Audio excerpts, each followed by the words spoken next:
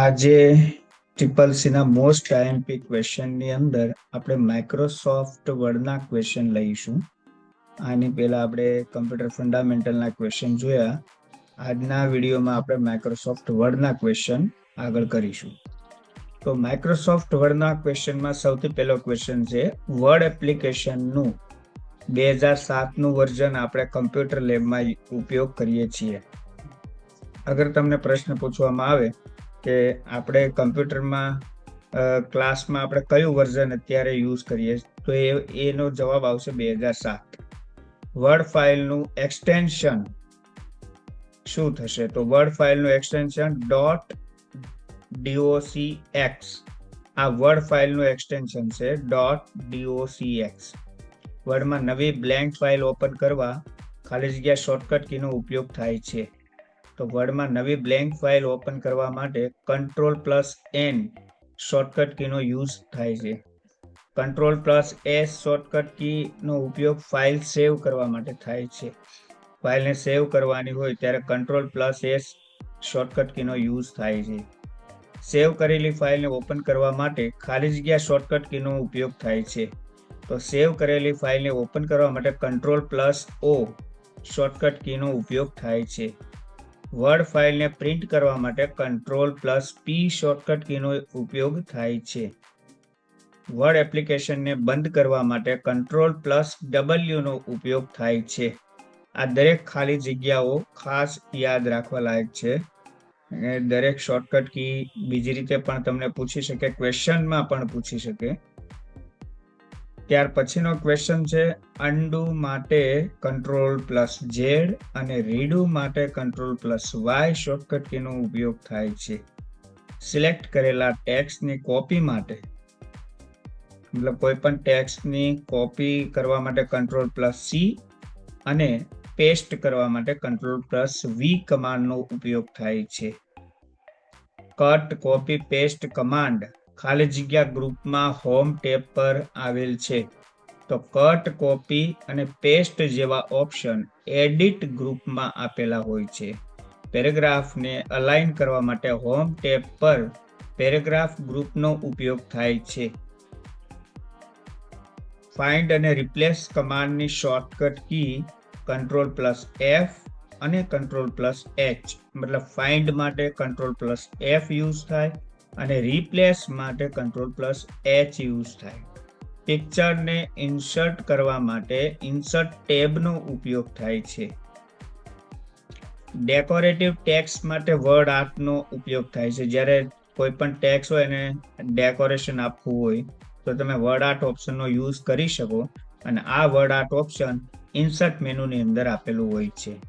દરેક પેજ ઉપર એક સરખું હેડિંગ અથવા ટાઇટલ આપવા માટે હેડરનો ઉપયોગ થાય છે. તો હેડર નામનું જે ઓપ્શન છે એના દ્વારા તમે દરેક પેજ ઉપર એક સરખું ટાઇટલ આપવા માટે તમે યુઝ કરી શકો. ટેબલ ઇન્સર્ટ કરવા માટે ઇન્સર્ટ ટેબનો ઉપયોગ થાય છે. મતલબ કોઈ પણ ટેબલ બનાવવું હોય, વર્ડની અંદર ટેબલ બનાવવું હોય, ટેબલને ઇન્સર્ટ કરવું હોય તો ઇન્સર્ટ મેનુમાં જઈને તમે ટેબલ ક્રિએટ કરી શકો. પેજ સેટઅપ ગ્રુપ એ પેજ લેઆઉટ ટેબ પર આવેલ છે. કોઈ પણ પેજને સેટઅપ કરવું છે, મતલબ જ્યારે પ્રિન્ટ કરતા પહેલા પેજને સેટઅપ કરવું જરૂરી છે, તો આ પેજ સેટઅપ કરવા માટેનું ઓપ્શન પેજ લેઆઉટ મેનુની અંદર આપેલું હોય છે. ઊભું પેજ પ્રિન્ટ કરવા માટે પોર્ટ્રેટ અને આડું પેજ પ્રિન્ટ કરવા માટે લેન્ડસ્કેપ ઓપ્શનનો ઉપયોગ થાય છે. ખાસ યાદ રાખજો, આપણે જે વર્ડની અંદર પેજ આપેલું હોય છે, અગર તમારે એ પેજને ઊભું પ્રિન્ટ કરવું છે તો પોર્ટ્રેટ અને આડું પ્રિન્ટ કરવું છે તો લેન્ડસ્કેપ.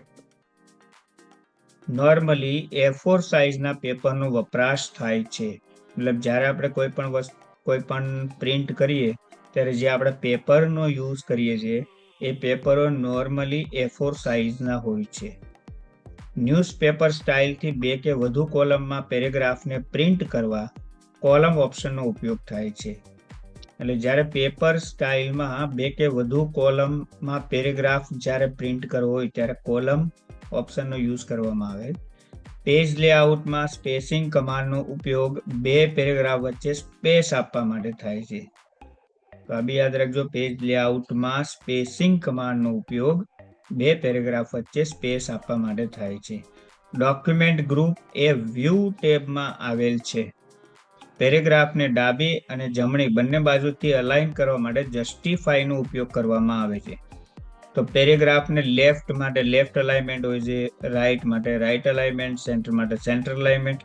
એમ લેફ્ટ અને રાઈટ બંને બાજુ એક સરખું કરવા માટે જસ્ટિફાઈ ઓપ્શન આપેલું હોય છે. પેરેગ્રાફ કે હેડિંગને સેન્ટરમાં અલાઇન કરવા માટેની શોર્ટકટ કી કંટ્રોલ E આપેલી છે. સ્પેલિંગ ચેક કરવા F7 ફંક્શન કીનો યુઝ થાય છે. આ પ્રશ્ન હંમેશા પૂછાય છે કે સ્પેલિંગ ચેક કરવા માટે સ્પેલિંગ એન્ડ ગ્રામર ચેક માટે કઈ શોર્ટકટ કી? તો F7.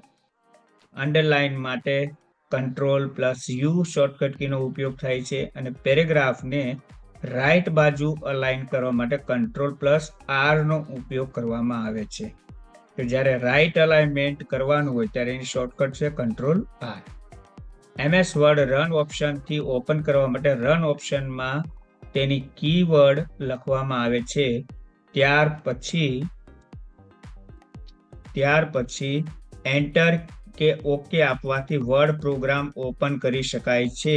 તે કીવર્ડ કયું? તો વર્ડનું કીવર્ડ યાદ રાખજો. વર્ડનું કીવર્ડ થશે વિનવર્ડ. તો આ છે વર્ડનું કીવર્ડ. વર્ડમાં સૌથી ઉપરની લાઈનને ટાઇટલ બાર કહેવામાં આવે છે, જેના ઉપર વર્ડ ફાઇલનું નામ લખેલું હોય છે.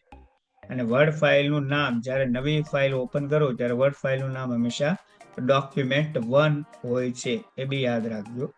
વર્ડમાં સૌથી નીચેની લાઈનને ટાસ્કબાર કહેવામાં આવે છે, જેના ઉપર સ્ટાર્ટ બટન આપેલું હોય છે. વર્ડમાં વ્હાઇટ કલરમાં જે સ્પેસ હોય છે, જેમાં આપણે ટાઈપિંગ કરતા હોઈએ છીએ, તેને પેજ કહેવામાં આવે છે.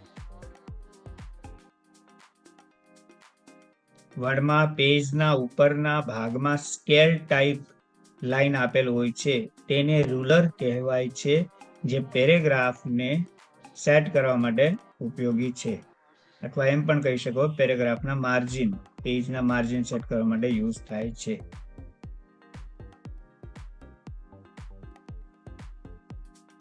તો આ હતા વર્ડ માટેના ક્વેશ્ચન. વર્ડના ક્વેશ્ચન મોસ્ટ આઈએમપી ક્વેશ્ચન છે. સીસીસી માટે આગામી એક્ઝામ ટ્રિપલ્સની એક્ઝામ થશે, જેમાં મોસ્ટ આઈએમપી તરીકે યુઝ થશે. એટલા માટે આ ક્વેશ્ચનો ખાસ યાદ કરી લેવા. હવે પછીના નેક્સ્ટ વિડીયોમાં એક્સેલના ક્વેશ્ચન લેવામાં આવશે. Thank you.